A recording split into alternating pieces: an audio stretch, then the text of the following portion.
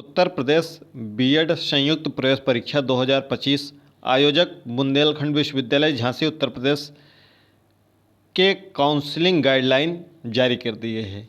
Counselling आज से प्रारंभ हो गई है।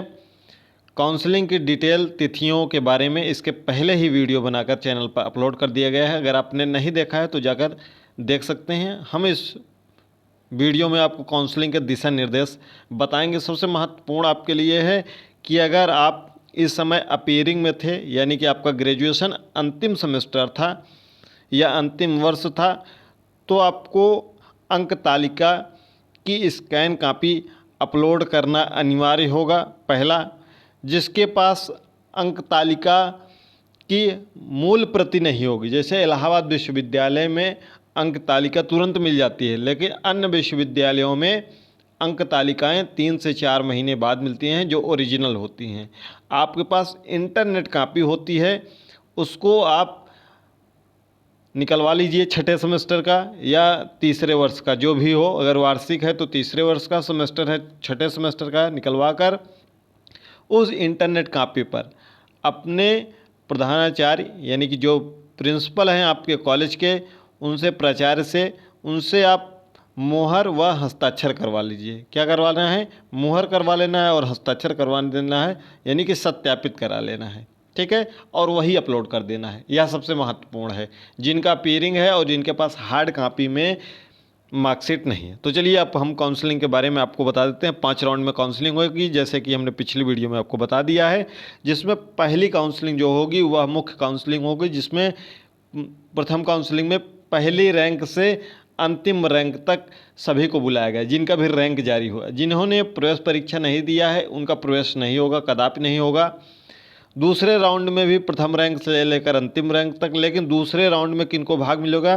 पहले राउंड में तो सभी भाग ले लेंगे। दूसरे राउंड में ऐसे सभी अभ्यर्थी जिन्होंने प्रथम राउंड में प्रतिभाग नहीं किया है वह द्वितीय राउंड में पंजीकरण के पश्चात प्रतिभाग कर सकते हैं।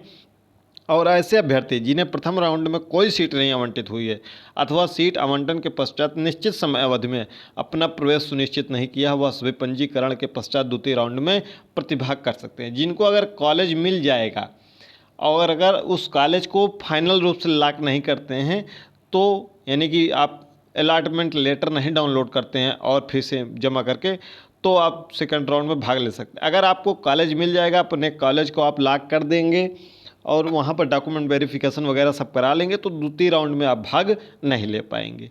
ठीक है, पहले राउंड में सभी को मौका दिया गया, दूसरे राउंड में भी सभी को मौका दिया गया है।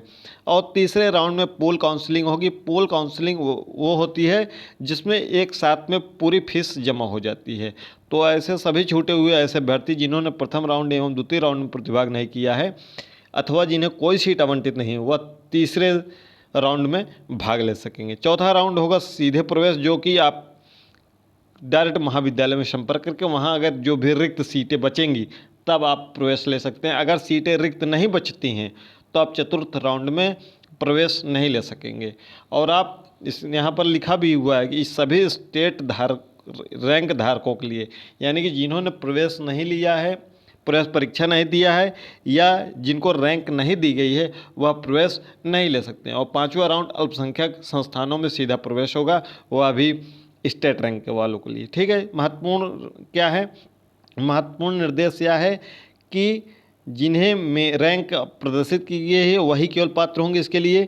जो अभ्यर्थी पात्रता परीक्षा में शामिल हुए, मतलब ग्रेजुएशन के अंतिम सेमेस्टर में थे या पोस्ट ग्रेजुएशन के अंतिम सेमेस्टर में थे, तो उनको अंक तालिका की स्कैन कॉपी अपलोड करना अनिवार्य होगा। यहाँ पर यह नहीं लिखा है कि अगर आपके पास मूल प्रति नहीं होगी तो इंटरनेट, तो हर साल होता है वैसे ही आपको करना है। आपको मूल प्रति मिलने में 3 से 4 महीने लग जाएंगे। अगर जिनका मिल गया है तो ठीक है, नहीं तो आप इंटरनेट कॉपी को अपने प्राचार्य से मुहर व साइन करवा लीजिएगा। और अभ्यर्थी यह सुनिश्चित करें पंजीकरण हेतु अपने स्वयं के या अपने माता पिता के विवरण, जैसे mobile number, email number, bank खाते का विवरण का ही उपयोग करें। और अपने आवंटन को अस्वीकृत होने से बचने के लिए अधिक से अधिक विकल्प दें। आप चाहें तो पूरे कॉलेज सेलेक्ट कर सकते हैं जितने यूपी में कॉलेज हैं। आप चाहें तो एक कॉलेज सेलेक्ट करें, आप चाहें तो 2 सेलेक्ट करें, वो आपके ऊपर है। आप चाहें तो एक विश्वविद्यालय का एक कॉलेज सेलेक्ट करें, आप चाहें तो हर विश्वविद्यालय का एक कॉलेज सेलेक्ट करें, यानी कि आपके ऊपर डिपेंड है कि आप कितना कॉलेज सेलेक्ट करते हैं। और जो अगर आपकी सीट आवंटित हो जाएगी तो आपको अग्रिम शुल्क नहीं वापस किया जाएगा। इस बात का ध्यान रखिएगा। जो अग्रिम शुल्क है 5750 रुपये, वह आपको वापस नहीं होगा। अगर आपको सीट अलाट हो गई है तो उसमें आपको प्रवेश लेना ही है। अगर आप प्रवेश नहीं लेते हैं तो ये 5750 रुपये आप भूल जाइएगा। अगर आपको कोई कॉलेज नहीं अलाट होता है तो आपको 5000 रुपये वापस कर दिया जाएगा, 750 रुपये काउंसलिंग की फ़ीस काट करके। इसीलिए बैंक खाते का डिटेल मांगा जाता है, तो बैंक खाते का डिटेल अच्छे तरीके से दीजिएगा ताकि आपको कोई दिक्कत ना हो। देखिए लिखा हुआ है, काउंसलिंग में पंजीकरण के लिए निम्नलिखित अभिलेखों की आवश्यकता होगी। शुल्क वापसी के लिए बैंक खाते का विवरण आपको देना है, या खाता केवल अभ्यर्थी का होना चाहिए या उसके माता पिता के नाम का होना चाहिए। यदि अभ्यर्थियों को सीट प्रथम या अथवा द्वितीय राउंड में आवंटित नहीं हो पाती है तो अभ्यर्थी द्वारा भुगतान की गई अग्रिम फीस या पूल काउंसलिंग में पूर्ण कॉलेज की फीस की वापसी इसी खाते में की जाएगी। ठीक है, 750 रुपये काट कर जो अग्रिम फीस रहेगी वह उसी में वापस कर दी जाएगी। कब? जब आपको कोई कॉलेज नहीं मिलता है। तो इसलिए कई अन्य खाते ना भरें और जनधन खाता का विवरण ना भरें, क्योंकि उनमें सीमाकरण शुल्क वापसी संभव नहीं हो पाती है। तो खाता में आपका क्या क्या भरना है, उसमें खाता संख्या भरना है, खातेदार का नाम लिखना है, IFSC कोड लिखना है, बैंक का नाम लिखना है, शाखा लिखना है। तो इसको नोट कर लीजिएगा। और अभ्यर्थी द्वारा उपरोक्त बैंक खाते की पासबुक के प्रथम पृष्ठ की अथवा निरस्त किए गए चेक लीफ की इमेज को अपलोड करना है। आप चाहें तो बैंक पासबुक होगा, बैंक पासबुक का पहला पेज का स्कैन करके उसको आपको अपलोड करना हो, जो कि 10 KB के आकार में होगा। या फिर अगर आपके पास बैंक पासबुक नहीं है तो जो आपका चेक होता है वो उसको आप निरस्त करके उसको अपलोड कर सकते हैं। ठीक है, स्कैन कापी अपलोड करनी होगी। आरक्षक परीक्षा में बैठने वालों के लिए हमने पहले से ही आपको बता दिया है। जिनका पहले से कंप्लीट है उनको कुछ नहीं करना है। पहले आपको क्या करना होगा, सबसे पहले पंजीकरण के लिए अभ्यर्थी को अपने लॉगिन विवरण का उपयोग करके लॉगिन करना होगा। फिर काउंसलिंग शुल्क और अग्रिम शुल्क भुगतान करना होगा। कितना? 5750 रुपये। पंजीकरण प्रक्रिया पूरी करने वाले अभ्यर्थियों को 5750 रुपये, 750 रुपये आपका जो है वह काउंसलिंग शुल्क है और 5000 अग्रिम शुल्क है आपके महाविद्यालय का। ठीक है, उसको ऑनलाइन मोड में आपको जमा करना है, जिसमें आप net banking, debit card, credit card, UPI के माध्यम से कर सकते हैं। अगर कोई सीट आपको आवंटित नहीं होती तो 5000 रुपये आपका वापस कर दिया जाएगा, जैसा कि आपको बताया भी गया है। अगर जिनके कॉलेज का परीक्षा परिणाम नहीं घोषित हुआ है, अगर वह भी अभी करना चाहते हैं, अगर वो फेल हो जाते हैं तो आपका 750 छोड़कर बाकी सभी वापस कर दिया जाएगा। वैसे समस्त महाविद्यालयों का परीक्षा परिणाम आ जाएगा 14 अगस्त के पहले तक, अगर जहाँ का नहीं आया होगा। ठीक है, फिर आपको विकल्प भरना है। इतना करने के बाद फिर चॉइस फिलिंग करना है, जिसको आपको सत्यापित करना होगा। अगर आप संस्कृत से करना चाहते हैं तो B.Ed महाविद्यालय जो संस्कृत के होंगे, जिनके पास स्नातक में तीनों और संस्कृत होंगे, वही उसका चयन कर सकेंगे। अगर आपका जेंडर गलत है, मेल का फीमेल हो गया, फीमेल का मेल हो गया है, तो उसको सही कर दीजिएगा।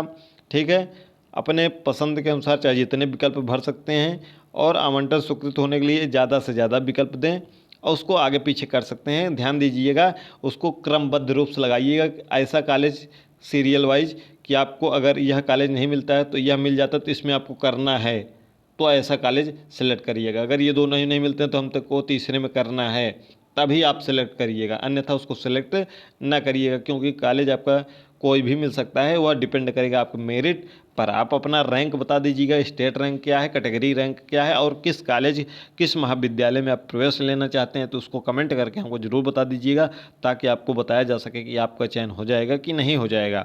अगर आप सरकारी कॉलेज चाहते हैं तो भी आप कमेंट करके हमको बता दीजिएगा। ठीक है, अगर आप अंतिम तारीख तक लॉक नहीं करते हैं, अगर सेलेक्ट कर दिए हैं कॉलेज, तो भी अपने आप ही लॉक हो जाएगा। ठीक है, उसके बाद आपका जो आरक्षण नीति है, सहायता प्राप्त एडेड कॉलेज हैं, उसके अनुसार आपका सब कुछ किया जाएगा।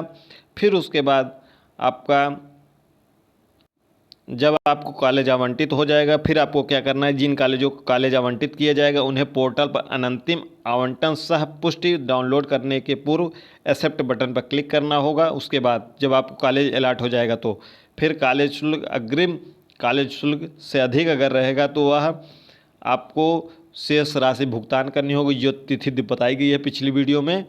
फिर अगर कम है तो वह उसमें ही तुरंत डाउनलोड कर लेंगे और अतिरिक्त शुल्क की राशि अभ्यर्थी को वापस कर दी जाएगी।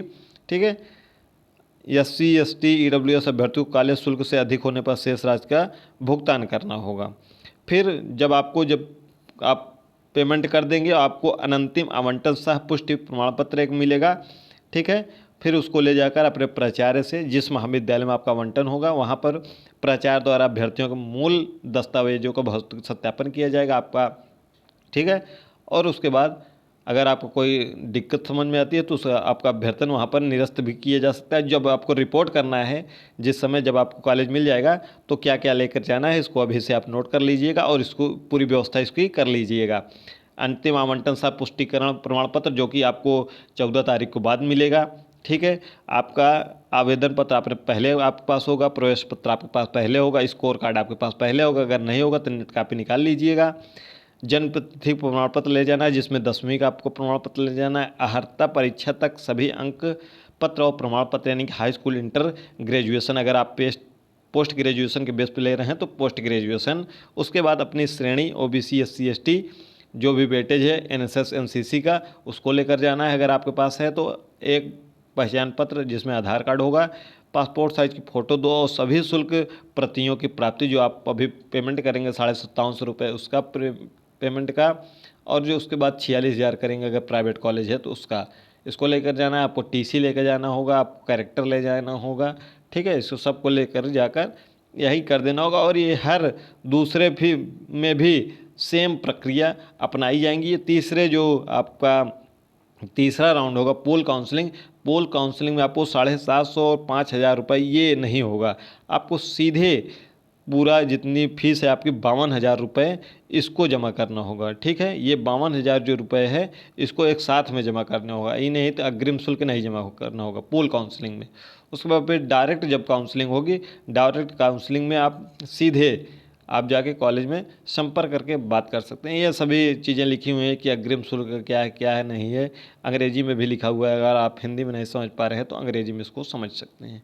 कोई डाउट होगा तो कमेंट बॉक्स में कमेंट करिएगा। अगर चैनल पर नए हो चैनल को सब्सक्राइब करके बेल आइकन प्रेस कर लीजिएगा। कितनी रैंक है, कौन सा महाविद्यालय चाहिए, कौन सा विश्वविद्यालय चाहिए, कमेंट बॉक्स में हमें जरूर बता दीजिएगा।